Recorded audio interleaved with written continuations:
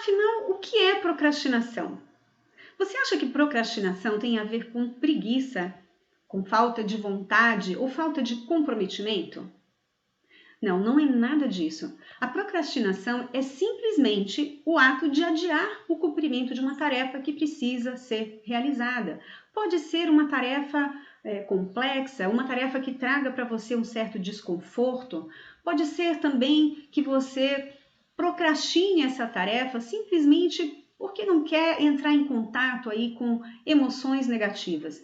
Mas o simples fato de você saber que tem que fazer algo e não cumprir já configura a procrastinação.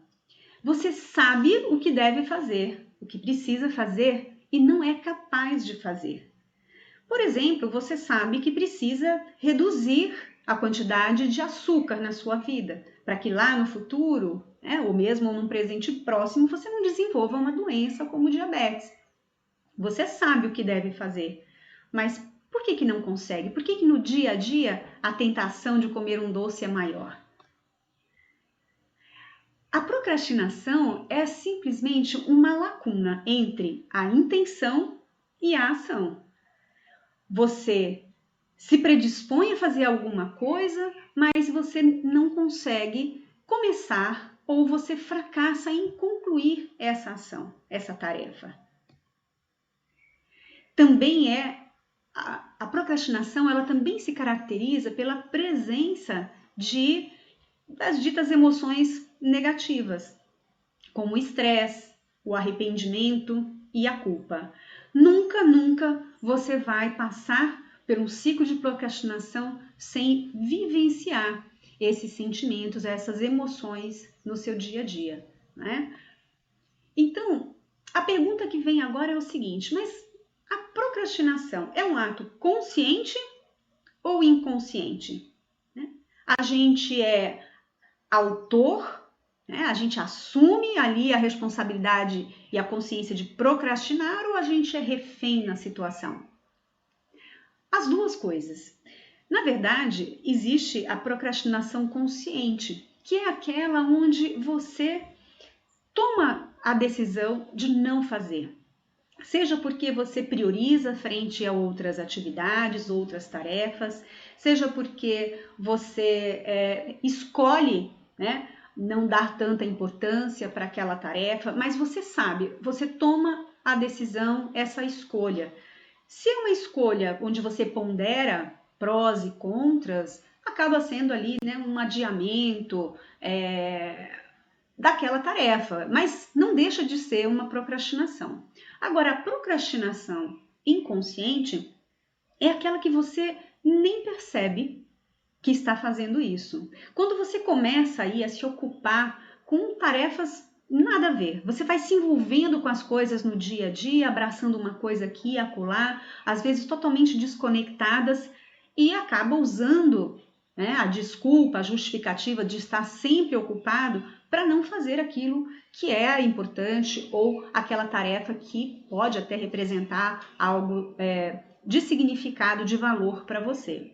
Então, sim, a procrastinação ela pode acontecer tanto no nível consciente quanto inconsciente. E principalmente os aspectos inconscientes são explicados pela neurociência. Existem estudos muito recentes, ainda tem muito para se avançar nessa área, mas já se aponta que alguns aspectos naturais, estruturais do nosso cérebro que justificam e que levam a comportamentos relacionados à procrastinação. O primeiro deles está relacionado à função executiva do cérebro.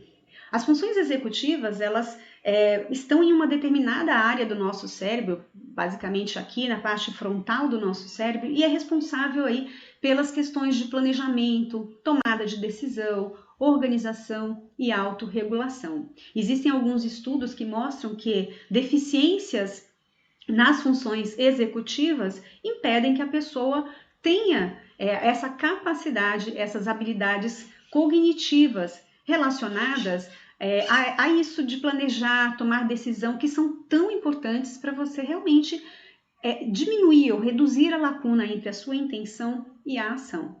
Então, existem registros de pessoas que durante a infância não tiveram um bom desenvolvimento cognitivo que na fase adulta têm dificuldades reais em relação a essas capacidades.